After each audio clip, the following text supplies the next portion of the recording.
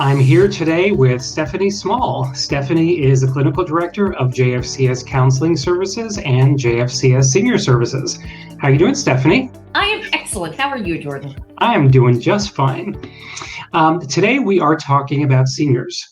The pandemic, as we know, has been difficult for us personally. It's been difficult for everyone in the country, everyone on the planet. But seniors in particular have a lot of unique problems that have come up. In our local community especially, what are some of the challenges that you've seen and that your staff have seen that seniors have been experiencing? So a lot of our seniors, like seniors, truthfully, nationally, have been pretty isolated over the past year. You know, when the pandemic started, everybody kind of shut down. And when everybody shut down, a lot of seniors who may have had help in the house didn't let them in the house. They really became unconnected to every support they had. And over the course of the year, some of them reconnected, but many of them really didn't. And it wasn't until recently, when vaccinations started happening, where people felt a little safer to go out. But that isolation, that loneliness, that lack of connection, that really hit seniors very hard. It hit everyone, but really seniors were hit the hardest, I would say.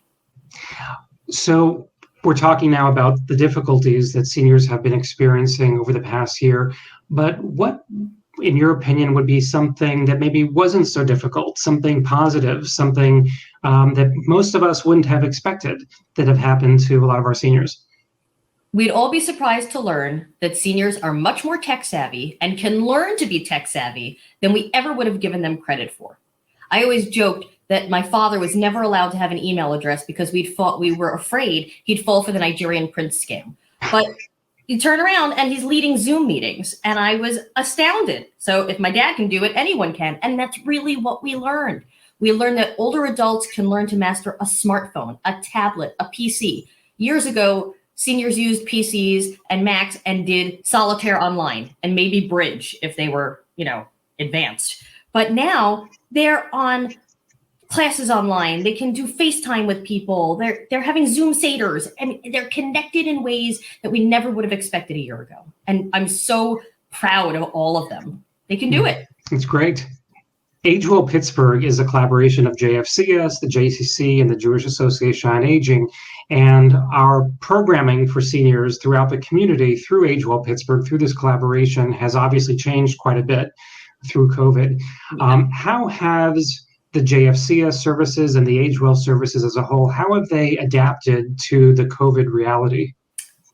We had to adapt relatively quickly because seniors needed connections in ways that we couldn't provide anymore, right? We couldn't meet in person, they couldn't go to activities, but we needed to make sure that they had what they needed. So very quickly, JFCS services, for example, switched to phone or online telehealth to make sure counseling and care management and our AgeWell Visits program all continued to provide what our clients needed. The JCC switched their J Cafe, which is a great congregate in-person lunch program, switched to Grab and Go. And so seniors could still get their nutritious meals. Molly's Meals, our JAA home-delivered kosher meals, expanded exponentially for people who were homebound before. Well, now everyone was homebound, so they received nutrition. We had amazing response to the virtual senior academy, which the JCC had been working with the Jewish Healthcare Foundation and AgeWell Pittsburgh before, and suddenly it became a necessity, not even a luxury. So there were many different program pivots that happened quickly and successfully. That's great. So speaking on a different note, if people in our community want to find a way to help their older adult neighbors who might be struggling with isolation, what would be some things that they can do to help? Reaching out. Everybody still needs that connection. We talk about connection as a lifeline, and telephone calls. We were discussing in our clinical meeting the other day how, depending on the generation we're talking about, some people like telephone calls and some don't. The younger generations don't really love telephone calls, but older adults thrive on them. So make a phone call to your neighbor, knock on their door and offer to have a porch visit. Bring over some cookies, home baked or otherwise. I don't bake.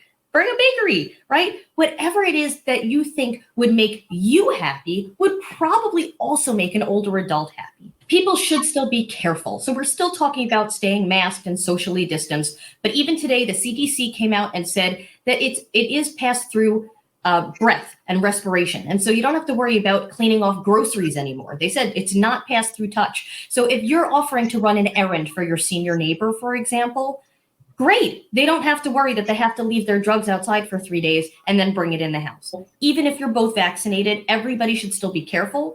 But that connection is as important as anything else. Loneliness itself has been proven over the years, isolation, to be a killer for senior adults. And so those connections, however you provide it, is still important. Welcome them into your family. Again, not necessarily inside, but bring them closer to you by being outside with them. It's beautiful weather now. We're in the spring in Pittsburgh, all 2 weeks of it. And so it's important now to grab that time, but connect with them. They'll appreciate it. Great. On a more personal level, we've all used different kinds of coping strategies to get through this pandemic. What are some of your kind of go-to coping strategies that you feel comfortable sharing? So I would say the biggest one is being easy on yourself and lowering your expectations. Everybody thinks everything has to be perfect, right? So you see my wall behind me and everything looks nice and steady and clean. But if you saw anything in front of me, doesn't look the same. We have to give ourselves a break and give ourselves forgiveness for not maintaining the expectations of ourselves we might have in the past. And chocolate. Chocolate is as important as any expectations anyone can have. It doesn't even have to be good chocolate, just chocolate. And ice cream. Wise words. Thanks, Stefanie Small from JFCS Clinical Services. Happy to be here.